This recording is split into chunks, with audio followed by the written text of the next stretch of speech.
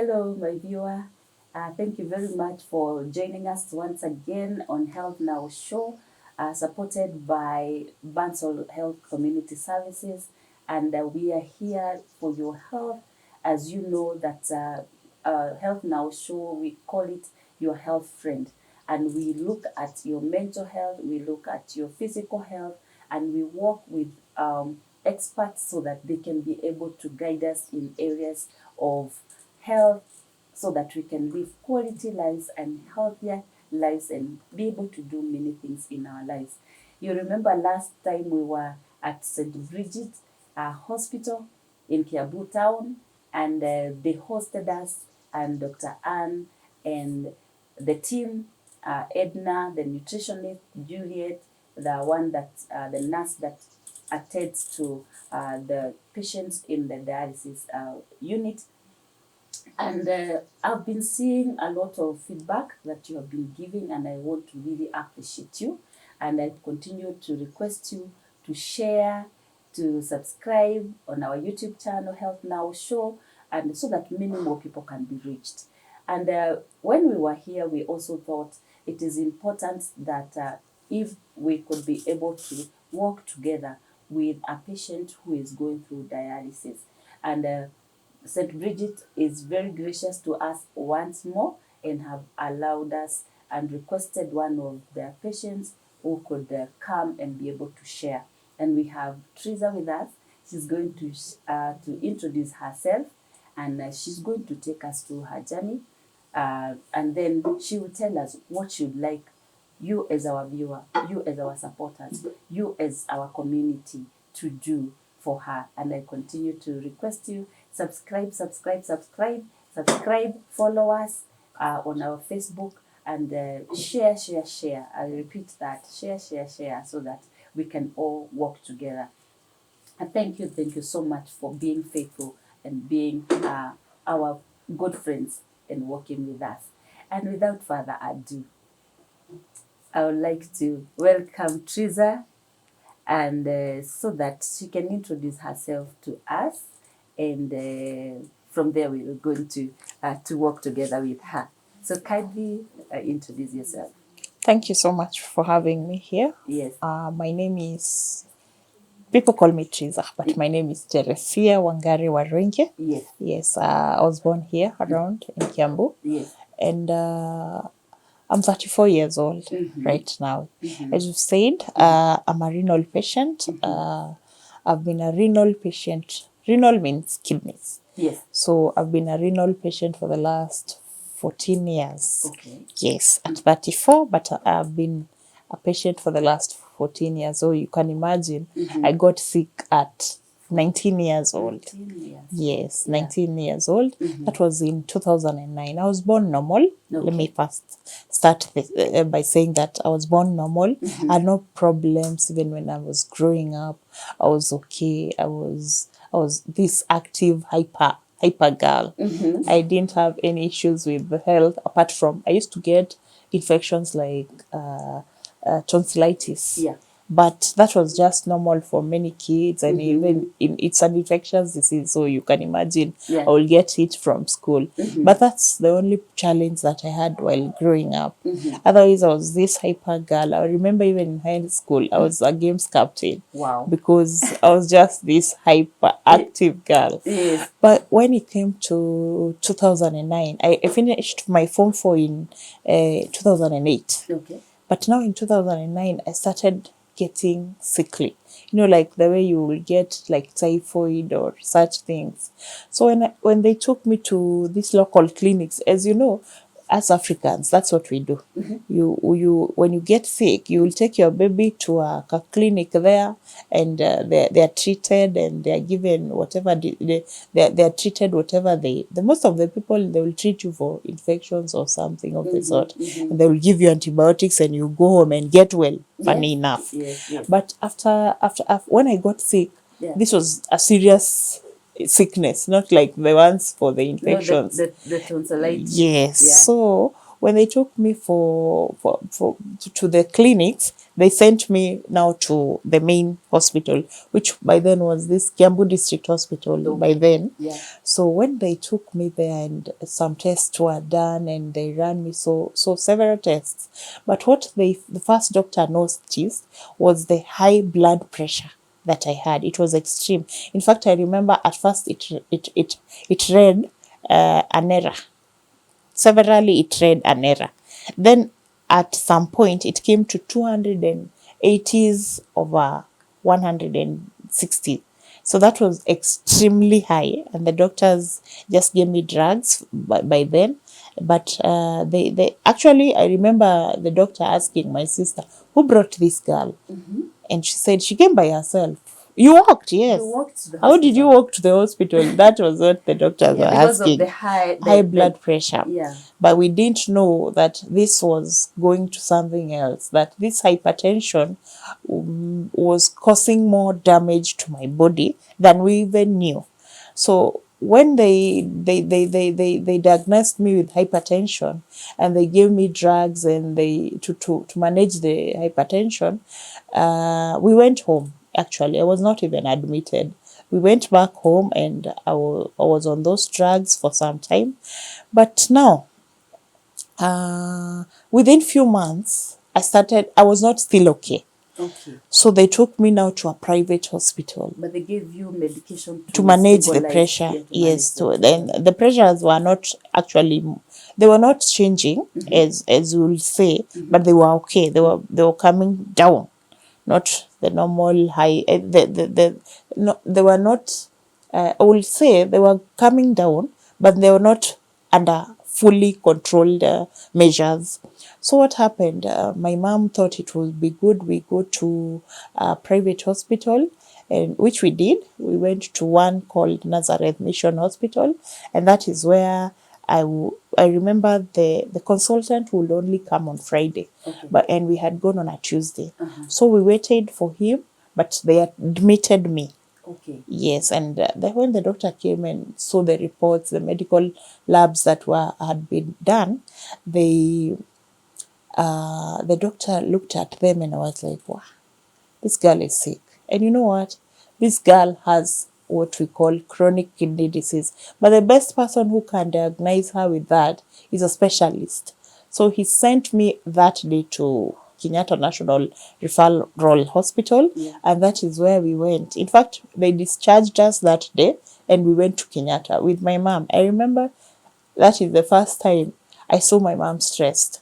Because now you remember we had been through so many clinics, and nobody was telling us the whole thing. Nobody had diagnosed the real thing. The real thing. Yeah. I was just being treated. In fact, I was being treated typhoid and this other one, or the typhoid and the malaria. That those are the things they treat here locally. In fact, those days. So those are the things they were treating me, but that was not the disease that I was suffering from. So when we went to Kenyatta, the problem came when we went to Kenyatta that time. Because as you know, it's a referral hospital and everyone is going there. Imagine the many treasures who are there, who are suffering from such diseases which were misdiagnosed. They were all there. So when we went, my mom was really stressed. I couldn't even move from the car where we were in the parking to go to the casualties. Yeah. So she looked for someone. She couldn't find even the soldiers. I don't know. She came to the car and started crying at the steering. You can imagine me seeing my mom at the steering of the car and she's crying. I wondered what would be wrong. Immediately her phone rang and someone was calling her, how are things going? Because you know, if friends, people will try to consult what is going on. Yeah. So that lady on the side I think she felt like my mom was not okay.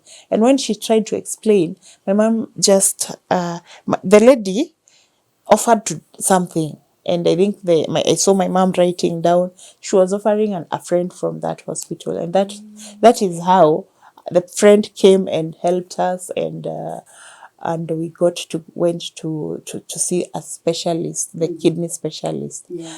But we didn't go to kidney specialist, funny enough. we first went to see a cardiologist whom the lady was working for. Okay. And this cardiologist is the one who sent us to the kidney specialist. Now we saw because probably it's because you had an issue with the. I think it's because it's the only person she got. Okay. And since she worked for him as a secretary. Yeah. She first felt like we need, at the end of the day, he's a physician. Yeah. So when we will see him, maybe we will refer us to the right doctor, and that is how him, the cardiologist, now referred us to the same day. In fact, we saw him the same day. And when that renal kidney specialist just saw us, he just said, you know what, Mama, this girl is suffering from chronic kidney disease. I had never heard of that in my whole life. What is chronic kidney disease? And then my mom was like, what is that? And he said, chronic kidney disease means that your daughter is suffering from end-stage kidney disease. So there are stages of the kidney disease. Yes, there are stages. Kidney diseases have 5 stages. There's stage 1, stage 2, 3, and 4, and 5. At 5, you are at the end stage. Your kidneys cannot be reversed. And that was just by looking at you? Yes. No. He had the reports that we had been doing. Okay. But since doctors don't even trust others, they will still repeat. So he sent out for another kidney function test, which we did. And unfortunately, it came the same way they were all coming, and maybe worse, because you have not been started on treatment because you have been jumping from one clinic to the other, and nobody's telling you. So the progressing is still continuing. So when we did, and he had his figures, and he was like, yes, this is chronic kidney disease. We need to start her on dialysis. Now I remember him trying to explain to my mama, you can see the way she looks. How does she look? And my mom thinks that I look normal. But no. And Amwambia, look at her eyes. Can you see she's puffed? Her cheeks are puffed. Like she looks swollen. Yeah. And that is when my mom maybe would say, hey, by the way, she looks swollen. Look at her legs. And you'll come and finya me miguu, and you look swollen. And when you are swollen with kidney failure, the kashimo ukidunga hivo, the thumb hairudi juu, inabaki hapo. That is how by the way, this is swelling of a kidney renal patient, So that is how we started, and that day they took me to, they admitted me there, and they put a catheter. A catheter now is a dialysis access, and he explained to Mom that I had to start dialysis then, that time. And that is how I started now dialysis. I didn't know what dialysis was, and I came to learn later that dialysis is a process of removing excess fluids from your body, excess toxins, because your kidneys are not doing what? They're not functioning. That is now how I was diagnosed, and they told me that nothing can be done at that stage. You can only be treated. And for kidney failure, you can only have 2 treatments. One is dialysis, and the second is transplant. So what they started me, of course, you can't do transplant just like that. So they have to start you on one treatment before awaiting the other one. So that is how they put me on dialysis in 2009 until 2011. Okay, let's first go back, Teresa. Yes. You see that the 5 stages. Yes. And as you're moving from clinic A to B to C to D, there are things that there are symptoms that probably are coming up with you. Sure. You probably pains here and there. Probably you could describe to us. Yeah, the kidney failure comes with many symptoms, but remember, it's a slow disease, slowly progressing disease. You will not notice. Maybe probably are not gotten sick at that age. Maybe I remember when I was in class 6, I was telling the other day some people, I got a carash here. It looks like what do we call these things? A ringworm. But it was not a ringworm. It might have started as an early symptom of kidney failure. So because of the slow progressing, it lipuka tu at 19, but probably it started early, and that is why they realized it at end stage, not at first stage, because probably at that class 6 I was in stage 1, but nobody knew because Class nobody 6. goes for clinics or checkups. Yeah. So the symptoms, And you are not feeling pain. and you're not feeling pain. Yeah, It because most of doesn't the time have we go to pain. hospital because we are feeling Yes, pain. even me, even you, if you look at me now, I don't look like person who has sick, You are an not. ailment, right? You are not. So I look healthy, but when I'm seated, actually, ukiondoa hii, utaona niko tu sawa. Yes. Unless I stand up and start walking, that is when you will realize, oh, this girl is sick, you know. So the symptoms are like now what I said, swelling of the body, because the fluid is not coming out, all of it, through your urine. Remember kidneys, the functions of a kidney first will start by functioning. The functions of a kidney are: 1, removing excess fluids from your body, removing toxins from your body. Another one is balancing the body salts, you know, that like the potassium, the calcium, those are the body salts. So balancing those ones. Others are regulating of body hormones. You know, like your hormones are some of them are controlled by your kidneys. So if your kidneys are not functioning, all of these things will not be functioning. So if your kidneys are not working, like right now, you will find that I don't pee. You know, like the way you will wake up and you do that kususu hiyo, it doesn't. Your body doesn't, because your kidneys are not functioning. Zimelala. So what will happen? How are these toxins removed from your body? Those so now the symptoms will come out from there, because your kidneys are not functioning. Utapata unafura mwili. Okay, if you take excess fluids, not really taking excess fluids, if you take what your body cannot withdraw, you know, the excess comes out. That excess now remains in your body, and you swell your body. You will find umeswell, fura may go huku kwa uso, wengine wanafura kwa lungs, those lungs, and you're not even able to breathe.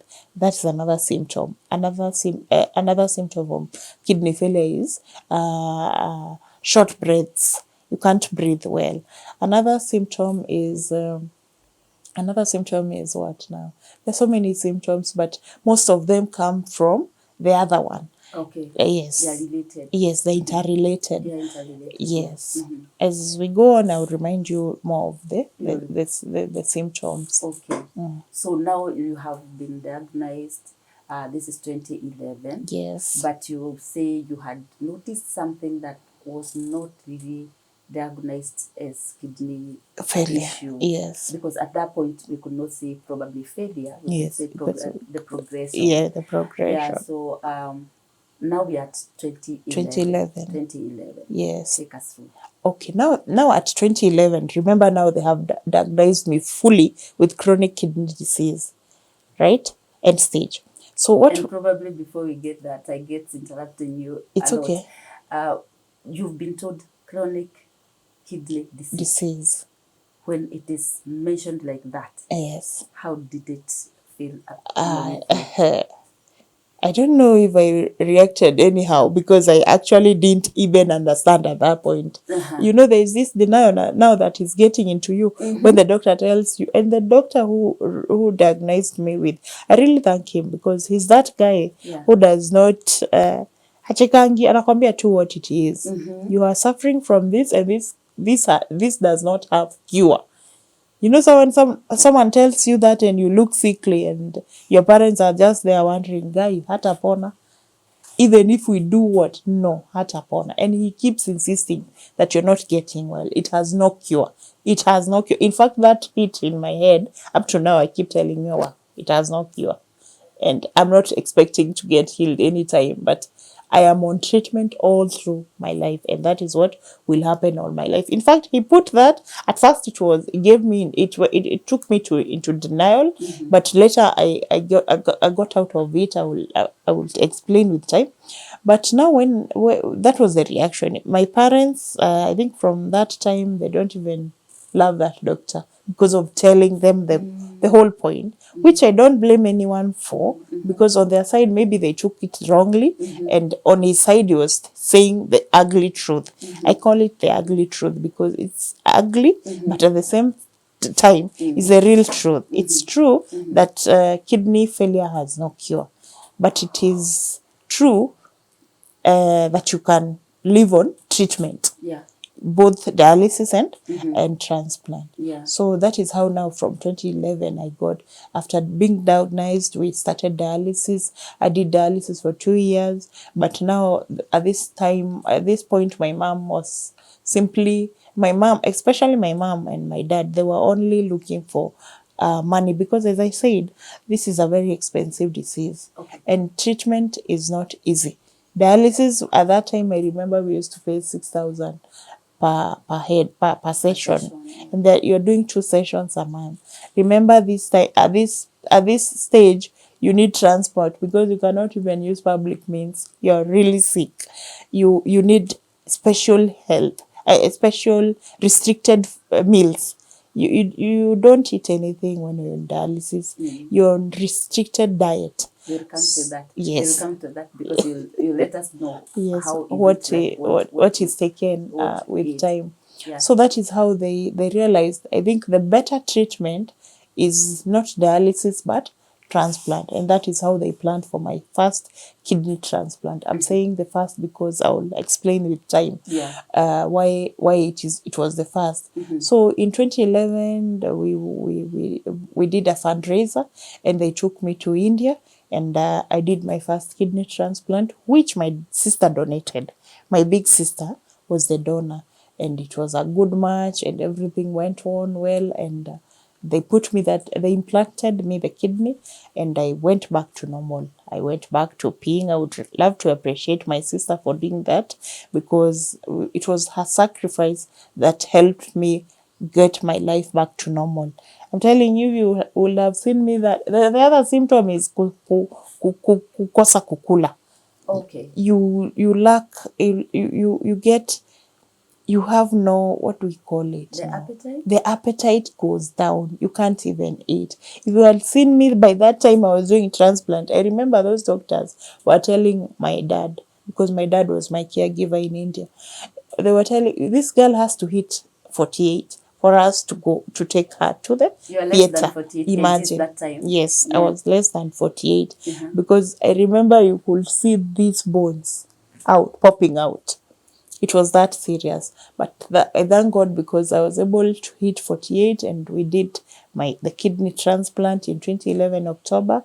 And when we came back, I was okay, and they put me on the immunosuppressant drugs, because the kidney is a foreign body which comes into your body. Yeah. So they have to suppress your immunity so that you can have so that the kidney can adapt to your immunity can adapt to the new kidney that has come into your body. And that is how I got my first kidney transplant, and since that time I had the kidney until 2015. Until 2015. Yes. Probably before we get now from 2015. Yes. You've continued to mention you are not peeing. Yes. And now at some point At that you're happy point, now you are peeing. from 26th October Of 2011, I could pee. That was the 26th October was the day that they did transplant. It was on a Wednesday, I cannot forget. Yeah. And when I woke up that usiku niliamka after hizo dawa zimeisha, then the first thing I looked for was, where is my urine? And it was here on my bed. They had kept Yes, it for you. the catheter, the Oh, urine catheter, because I the could. urine bag. Yes, the urine bag was just here. And I was so happy, because that was all I was looking for. I wanted to see that the kidney that was implanted in me had started functioning. And when I saw them emptying it, I was so happy, because now I could pee, and I felt so good. I remember the smile. I remember my sister was by my side, and she said, "Sasa unasusu," you know. Wow. I was so excited. And when my dad came to see us, I told my dad, "Daddy, umeona urine yangu?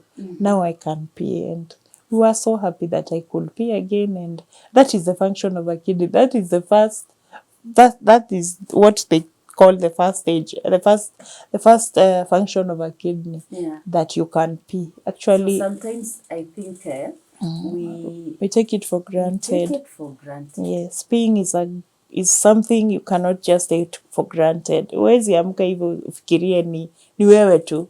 It is God that you can be able to do that short call.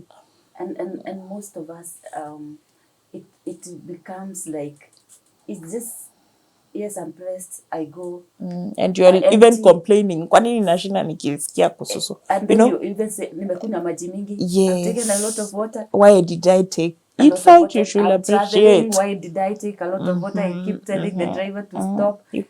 You can imagine when you don't even take a lot of water, how unahemesha hiyo figo. Kwa sababu it doesn't have a way of working. You're overwhelming it with too much stress. So when you take water, you're helping your kidneys to function. Yes. And you should not even complain that you took too much. Any fluid you're taking, you're helping your kidneys to function. Whether you are on dialysis or you are not. You cannot take fluids again when you're on dialysis. Okay. Please tell us. Please tell us. Because look at the camera and talk to us. Let me tell you, you cannot take fluids when you're on dialysis. Why? Because your kidneys are not functioning. And when you're on dialysis, it means you're not peeing fully. So what will happen? Your body will get filled and has no way of removing the excess fluids from your body. Remember, we said your kidneys are removing the excess fluids from your body. So when your body is full, it will not be able to remove these excess fluids and utaanza kufura. Sasa mwili yako will have no space of storing the excess fluid and you will swell all over. And if you can see me maybe on, like I'm coming to dialysis, the way you're seeing me because I've come for my session today is not the way I'll be after 4 hours, because they will have removed the excess fluids from me and I will be okay. Are you getting? So when you're on dialysis, we limit as much as possible to take fluids, because those fluids will harass you. By the time unatoka hapa unakuja dialysis, you will be earning to get into the machine so that all that fluid can come out of you, because mwili yako haibreathe, haina mahali pa kustore excess fluids. So that is why we cannot encourage people who are on dialysis to take fluids. Okay. And I'm saying fluids because most of the patients will think it's water.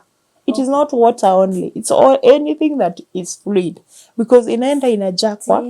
Yes, tea, uji, anything. And even those other ones you cannot take because they are poisonous. Remember even that is why I said diet is restricted. Yes. You cannot just take anything because it becomes poison. Yeah. Remember, your kidneys are cleaning excess toxins from your body. Yes. These toxins comes from where? It comes from diet, what you're taking in. What you're taking, so if your kidneys are not functioning, hii excess na ni toxin already haitoki kwa mwili and being stored in your body, what does it happen? What happens to it? It poisons you now and it eats you, and that is why you hear a certain person from kidney failure alikufa. Because maybe alimiss dialysis one session akakufa. Okay. Because the toxins are poisoning you now. They're adding now. Yes. The situation. Yes. They are too much in you. They are worsening the situation. Yes. So let me just be ignorant, and you allow me to be for the sake of also the viewer. Viewers. So you mean that between one dialysis session to the next dialysis session, you don't pee? Or do you pee? There are people who remember they are with stages. Okay. There are those toxins, maybe even if they are at stage 4, wanasusu kidogo tu. But this susu has, you know, kidneys also filter. Yes. They filter they act as a sieve. Unaona kichungi. So there are people who have kidney failure and they are peeing. It goes with time probably, and there are people who stay with it until they do transplant. But hii mkojo yenye inatoka, hiyo filtering inafanywa, vitu zote zinatoka. Okay. Unaelewa? Ama zingine zinabaki kwa mwili hazikui filtered. Kila kitu, like you'll find when they do urine urinalysis, urinalysis, yes, yeah. they will find that iko na traces za protein. Yes. Hizi protein ni kusema ile kidney yako jua ifanyi hiyo protein inafaa kurudi kwa mwili, inatoka tu, unapata inapatikana traces kwa hiyo mkojo, ni kumaanisha figo zako hazifanyi. So ziko haphazardly working. Kila kitu inatoka, na hata ile mzuri yenye inafaa haifai kutoka inatoka. So you find yourself in trouble like that. Okay. So that's what happens. So for Teresa, at this point, you pee at this point? I've not peed for the last 9 years. Yes, 9. Since I went back to dialysis now in 2015, because now after 2015, yes, after the kidney that they implanted in me, it only worked for 4.5 years. Yes, imagine. But I thank God for those 4 years. Yes. Because after 4 years, let me go back again. In 2013, my mom died. Unfortunately. You know, my mom was so excited and like nimepona. But they didn't understand kupona ni hiyo. My mom, when we did transplant, she was like, wow, umepona. But walikuwa wamepewa seminar before transplant. Wanaambiwa si kupona like kupona. She will be on drugs. They put you on drugs, as I said, the immunosuppressants, to make sure your immunity does not fight the organ that was implanted in you. So when my mom died in 2013, most of the people unfortunately felt like hii ugonjwa yangu ndio imeua mama, because she collapsed. She was a teacher. She collapsed in her office and died. I would love to say that at that time I got into depression because nobody understood me. Sio mimi nilitaka kugonjeka. Si ndio? True. I didn't choose to be sick. Yes, I didn't choose to get sick, but the society felt like my mom was stressed so much with this disease that she got her demise. But okay, into that, of course, unaona some truth or some negatives about it. So the victim was me by that time, because I felt like watu hawanielewi na mimi pia siwaelewi. I didn't want my mom to die because hata ako na watoto wengine wengi she was supposed to take care of. So when she died, because even my siblings, some of them felt like, wewe na hii ugonjwa yako ndio umefanya nini mama kufe. But unfortunately, so when mom died, nobody understood that I had to go on with my drugs. Remember zile dawa huwa mtu stop. Zile dawa za post transplant, if you miss one like this, ile figo itafail. So, but at this point now, remember now the society is fighting me. My siblings probably they are feeling like wewe ndio huyu ugonjwa yako. So hapo kwa hiyo mvutano, hapo ndio nilikosa dawa probably. And mostly not the drugs, but kukosa kuona daktari, because you have to see your nephrologist for him to manage those drugs. Usikunywe overdose, ufai kunywa overdose, na usikunywe less. But within that hiyo mvutano, hiyo figo ilikuja ikafail in 2015. Are you getting? That is how I lost the implant. And unfortunately, even when I lost the implant, because sometimes I feel like it's ignorance that people brought in, na ile mauchungu ya mom kukufa. That is how I lost the kidney. And when nikaanza kuwa mgonjwa, like when rejection is happening, your body is trying as much as possible kufight ile figo. So hiyo mvutano ya immunity ndio inafanya nini ukuwe mgonjwa. I got so sick in 2015. If you had seen me then and you had seen me earlier, you will not believe, because I got so sick. Zile symptoms for diarrhea, extreme diarrhea, kutapika, kukosa appetite, mwili ikaanza kurudi kukonda, nikaanza lose weight kabisa. And that is how I got sick again. And when they took me back to Kenyatta, daktari wakasema figo collapsed, we can only start her on dialysis. Hiyo statement hiyo tu. Unajua when you do transplant, you stop doing dialysis because now your kidneys are working, so you don't need the dialysis again. Yes. Because dialysis simply means, hii machine inamaanisha figo, unawekwa figo artificial, kwa sababu what they do on this machine is they put an artificial kidney. That is what they are removing, so excess toxins and fluids. Yeah. That is what they remove with the machine. Yeah. So ukiwekwa figo, you don't need it anymore. Yeah. Are you getting me? Yes, yes. So they put me on dialysis. I remember that statement when daktari put me at, we only have to put her on dialysis. I told him no, mimi amrudishi kwa machine, me I'd rather die. And hapo ndio depression ikaanza kuniingia, nikaanza kuwa mgonjwa akili na mwili. And even now I cannot even control myself because I'm the patient, na ni mimi hiyo my inaitwa nini, mentality, I'm getting sick. Yes. So I refused. I remember we argued with my sisters, my siblings, everyone, and I told them I'm not going back to the machine. If kama figo yangu imefail na yenye nilipewa, mi sirudi kwa machine, acha tu nikufe tu, because you cannot stay for 2 sessions without dialysis or 3. You will die because these are toxins ni poison to you. They will just kill you. Yeah. But with time, I think nikaenda kwa counseling, and I was counseled, and I accepted, and I went back for dialysis. And since then, I've been doing dialysis this is the 9th year. And that's where now I was saying, I have not peed, because when my kidney, iyo yenye nilipewa na my sister was failing, it just failed, and like that, mkojo ikapotea. Oh, so that is how now you realize I stopped. That now the kidney is not working. Yes.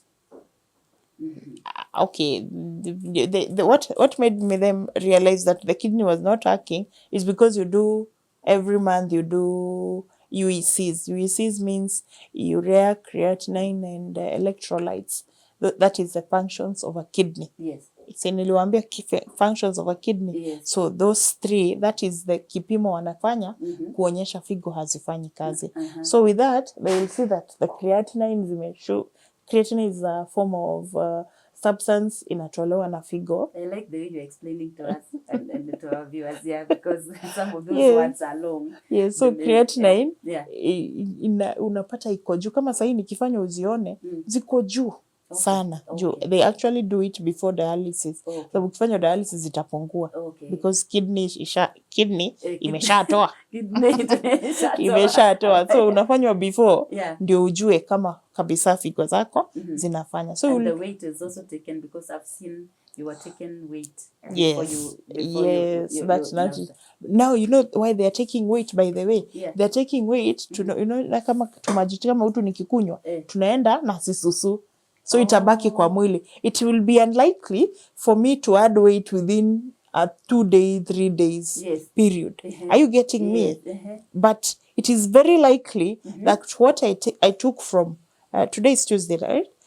What I took from Friday up to now is excess. Are you getting me? Is the excess fluid. So that when I go to the machine, yes. So when I come, the weight I've taken and the weight I took from that day, what are minus, hiyo ndio watanitoa kwa machine.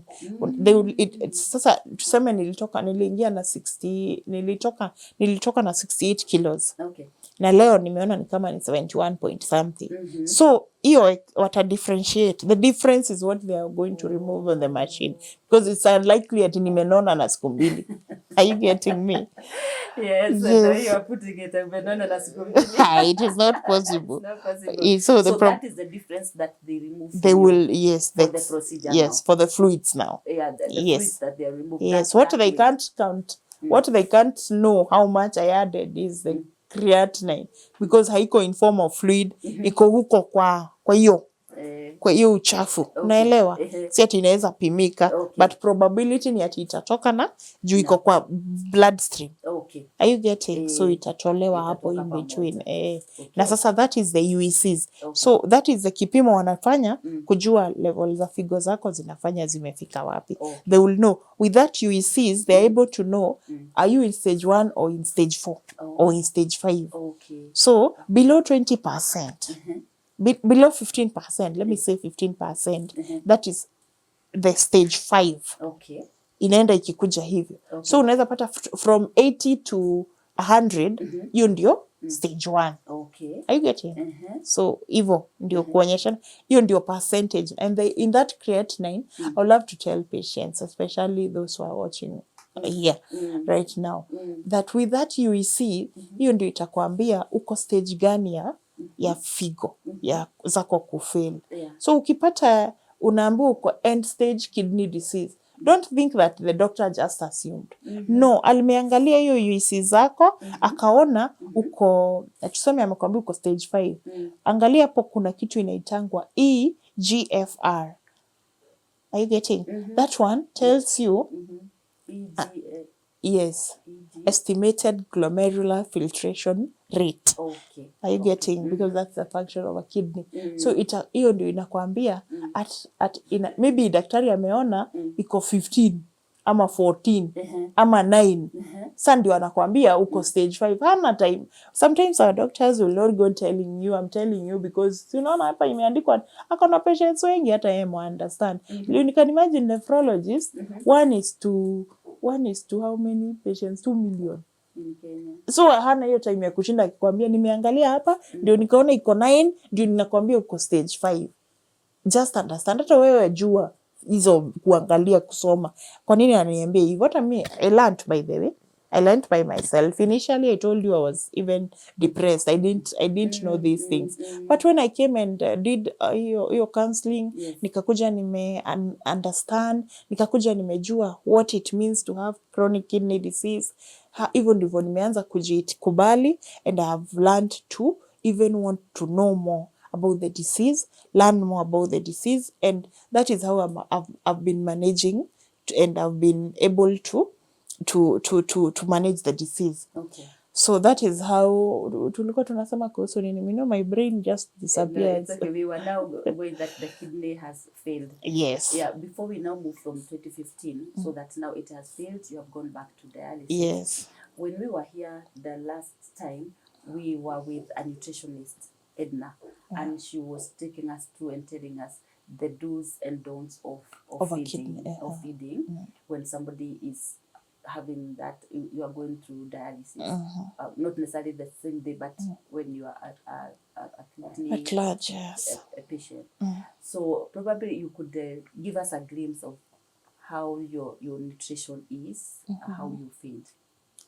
For the sake of us. Yes. I'll first by saying bodies are different. Yes. That one I keep telling my fellow patients. Yes. Bodies are different. But you could learn your body with these electrolytes. I mean, this UECs, the test that I talked about earlier. So, but with that, having known that you have chronic kidney disease, kuna zile vitu haufai kukula. Okay. These are definitely you're not supposed. Anything with too much potassium. Okay. Remember your kidneys, as I said, functions zake ni vitu kama kubalance the body salts. Yes. Kitu kama iko na potassium nyingi, unapata figo zako when they are not functioning, and you eat too much potassium in you, itafanya figo heart yako hata stop. Okay. Because such control the heart management, they are for managing the heart pressures and all that. So utapata with the kidney failure, ukienda ukule kitu kama ndizi, my friend, utalala na ulale kabisa. Because itaenda ishutishe potassium. And there are so many things with potassium, like I said bananas have, vitu kama coconut ziko na very high potassium. This processed things, they have too much potassium. So utapata vitu kama chumvi, huwezi kula chumvi nyingi juu utafanya one thing, your blood pressure zitashoot, na hata potassium na sodium zako zitashoot. So utapata you're imbalancing your body salts with some of these diets. So you are supposed to know to check your tests so that you can know what you need. Because some people like me, najipatanga my potassium ziko chini kidogo. So huwezi ni balance na mtu potassium zake ziko 8 na mimi yangu iko 4. You know, when I eat a banana, me it will haitani affect.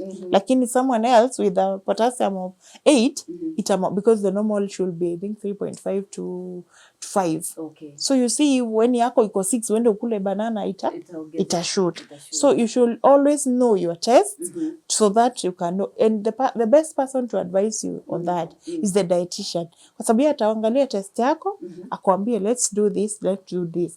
I remember when I was in that 2015, I started getting weaker and weakly, and my body, I was just losing inaitwa nini, mafuta. So when I went to diet, ananiangalia results zangu, ananiambia, you know what you need to do with you, Teresa? You need to eat proteins. Just look at me now. If I show you the photos of then and now, you'll not believe, because I've improved so much, because now they've put me on too much protein. But there are people wanaambiwa sasa na hizo nyama kuna vile zinafaa kupikwa. That's another thing. The diet, there's a way of cooking these proteins. Okay. Si ati kuenda tu kukula, you know, things like plant protein, they should be bleached, alafu zinasokiwa overnight, then they are boiled. Inaboiliwa ile maji kimwagwa juu ya potassium again. So hii ndio vitu watu wa figo wanapotelea. Unaona? Mtu hataki kuchemsha, mtu hataki zilale overnight, mtu hataki kufanya hii kazi yote juu it's tedious, then anaenda anakula zinamuaffect. So that's the problem. And if you can't do that, simply don't eat it. Because it is going to affect you. Na unaweza pata cause some havoc in you. Hiyo kitu inaweza kumaliza hadi the end. So those are the things I will say about diet. Me, I'm very poor with diet. That one I can tell you. But I'm very good at it because it's my body. I will not go eating depending on how my UECs are reading. I will not eat what I know will affect me. But wewe utanipata nimeshika kitu, unashindwa wewe na ni patients, kwa nini ukubalishwi? Maybe unapata nimeshika sausage. But ukumbuki maybe mimi nilifanya urea zangu, they are very okay. Because that's another toxicity of the toxins. Hii inaitwa urea. You will find so many patients confused. They don't know what they eat. They're not confused because of anything. It is the urea that has shoot too much in their body and they don't know. And it's because they are just eating vitu ovyo. Unaenda unakula kisausage hapo imejaa urea. Inakuaffect. Ama unaenda unakunywa yogurt. You know? So that one is up to nitasema tu mtu afuate dietitian wake na akue wakiangalia na yeye, unasoma na yeye, mnaenda unamwambia kwa nini hii urea iko chini hivi, anakuambia these are the foods you should be eating. But there are specific foods that a renal patient should take. Now let us now move from 2015. You are now on dialysis. I'm now after accepting now dialysis, and I started actually hata nakumbuka what the doctor told me. Teresa, ukikubali tu kwenda dialysis, hata ni wewe utakuwa ukijipeleka because you're still healthy. And that is how I started. I was, by then I was in another hospital before I came here, and I moved here, and I've been on dialysis now for the last nine years. As you have seen, nimejileta tu nakuja. But now with time, after a long period of dialysis, my body has started becoming weak. Yes, it has started becoming weak. That is how I even have this, because dialysis does not have a way of removing only the bad things. It removes everything from your bloodstream. Haitaenda ipate hapo potassium ama kitu mzuri ibakishe. Itatoa atiende itoe tu urea na hizi vitu tunaita excess. Itatoa yote. So your body, my bones have become so weak.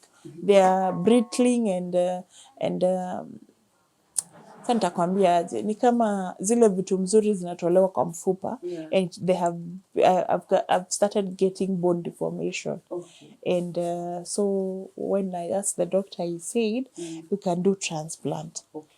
Because but you know, it's not like we are doing transplant because I'm getting weaker.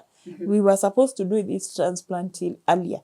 But now, because of sasa nitasema nini, kama misunderstanding ama maybe watu wanaona tu uko sawa, hawaofi kukupea figo. But right now everyone is willing to give me a kidney because they need me to get well and get okay. So that is how we planned for a transplant, and that is actually we are still planning that. It's ongoing, and we are planning for my second kidney transplant, which is a bit hectic because first is not like the second one.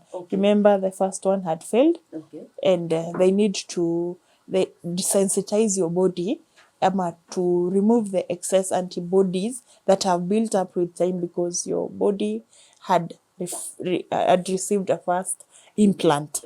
Yes.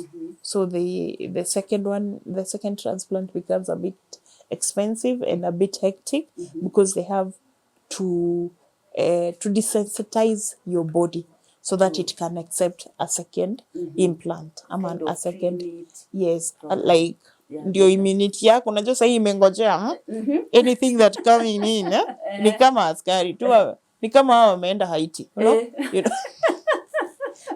Unajua wameenda na fujo yote, wameenda wale wazuri, hawajatuma wale wazee. Hebu uliza. So your body is waiting like that. Tuone mwenye anataka kuingia ndani tena. Tumvamie. We reject that person. Yes, we reject that person. We fight the person. Yes. But so the body is waiting. So the doctors have to prepare you ndio wapige ule wapige. Prepare the body so that it can be receptive. Yes. Okay. Yes. So now that is what now take us through that as we are coming to the end of this session. Take us now through what you are planning, because we are saying you're going to have a transplant. Yeah. So have you gotten a donor, or what is the process? Yes. Now for the second kidney transplant, of course, you have to get a donor, which I have. I thank my two sisters who are willing to donate. And secondly, they need to match. And those are the tests we are on currently, and so far so good. For the both of them. In fact, actually now they are fighting. Ni mimi. Yes. The one who did the first one. Yes, she's okay. Let me tell you something about donation. Hawata kutoa hiyo figo kama hauko. Hata ukisweat hiyo, ukikohoa hiyo siku, wanakwambia tungojea hadi upone. You know the donors are the most healthy people. Ukisikia mtu amedonate, that is the most healthy person in this world, because they will not risk anything to remove anything from you if you are unhealthy. Si ndio? Because they want to protect you also. Since hata unajitolea, kwa nini wakutoe figo na uko na sukari? Itaku affect much later, you know? So wakienda wapate uko na sukari, na kuondoa kwa list. That is how they try to get you, and having you to take you to the theater means you're the most healthy person. Yes, so they cannot risk to take you to the theater without you being okay. They have to let you. In fact, nasamanga dona ako 100%.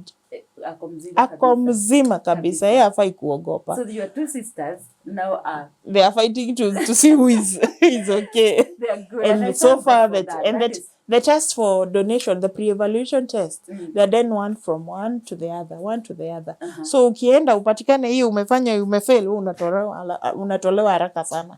Hiyo ingine inaendelea. Ukipita hiyo unaenda with stages, kwa sababu there are many tests that are done so that to fit your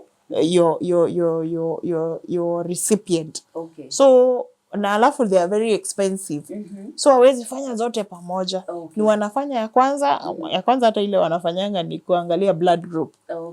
Blood group ikiingiana wanaruka hiyo ingine. Hivyo like now me I'm B positive.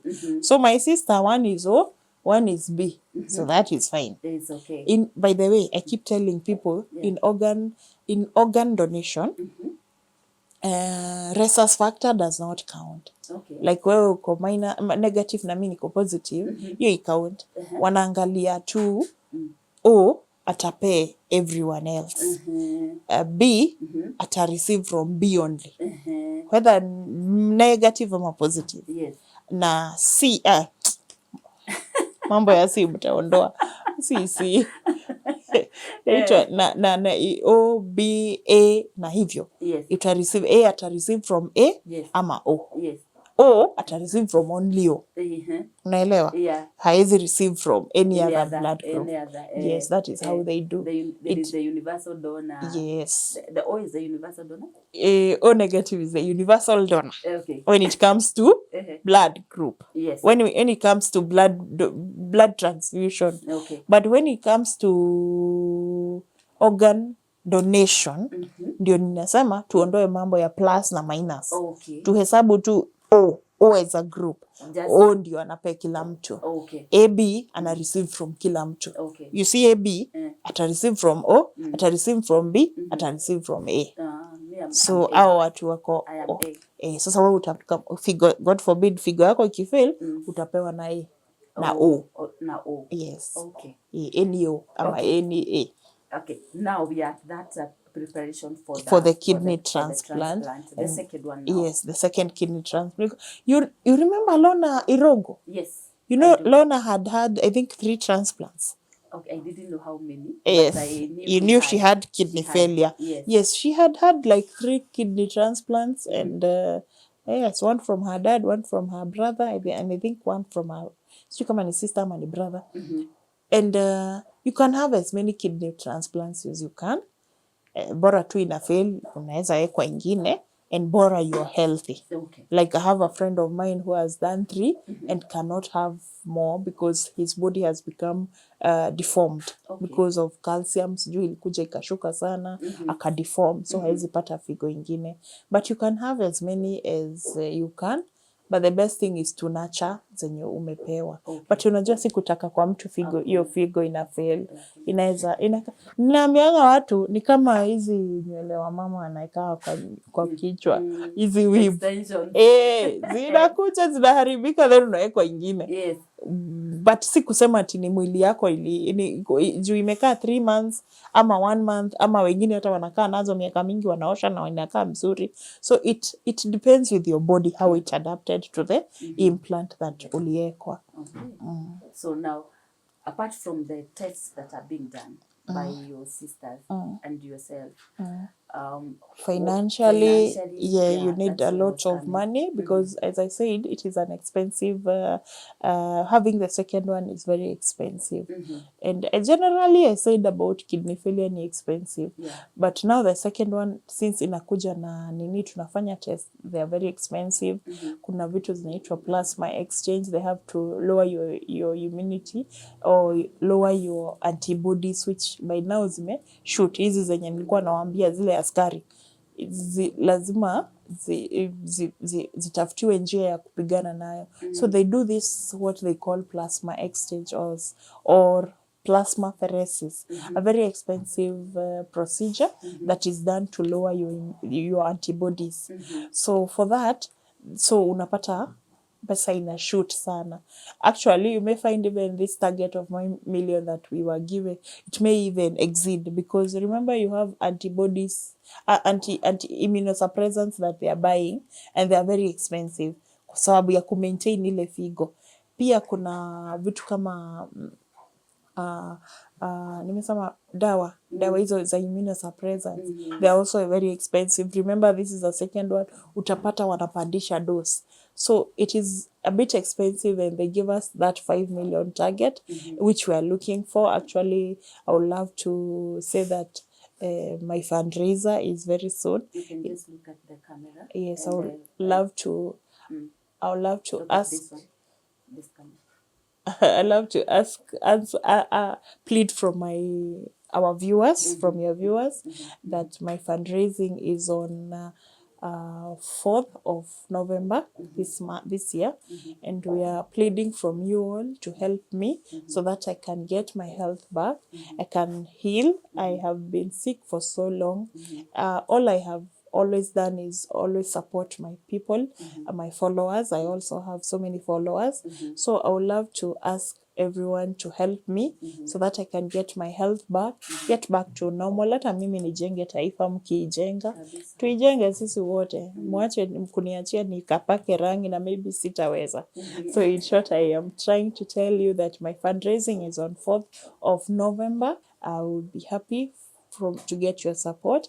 I would love also to give you my pay bill. My pay bill is currently is 80 57 419 80 57 419. When you hit there, it is a Teresiah Medical Funds. Itaingia hapo na itanisaidia ndio nipate hii figo ya pili niweze kupona na niweze kukojoa. Miaka 9 sijakojoa, niweze kukojoa. So thank you very much, and may God bless you as you purpose to bless me. Yes. Thank you so much, Teresa. Yeah, my viewer, yeah, she's speaking to us, she's appealing to us, and her desire is to pay. Sometimes some things we just take for granted, but she's saying it is an achievement for her. I just paraphrase it, for her to pay. And we are here to, as she has shared with us, that we can support her on that the 4th of November. And she's given us the pay bill. And I'm sure we'll also be able to put it on our screen so that even as many people as are going to watch, they can be able to also help you. And I'll also request her that we can also tag her on her viewers and her followers on the platforms. Is Facebook? Yes. Facebook. Facebook, Teresiah Waruingi. Teresiah Waruingi. Yeah. Instagram, Teresiah Waruingi. And which other one is this? Twitter, at Teresiah Waruingi. Everything is at Teresiah Waruingi. Yes. We are going to put all those. On Facebook is Wangare Waruingi Francis. Okay. Wangare Waruingi Francis. Okay. Yes. He'll be able to do that, and our camera person Juma is going to do that, and I appeal to you once again that we are going to support Teresa, that she can get her life back.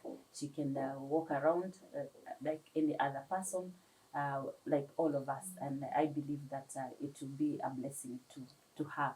And also continue following us on social media platforms as always, and we believe that this message will go share with your friends, and also get to know that there is help when we speak out, when we also share with other people.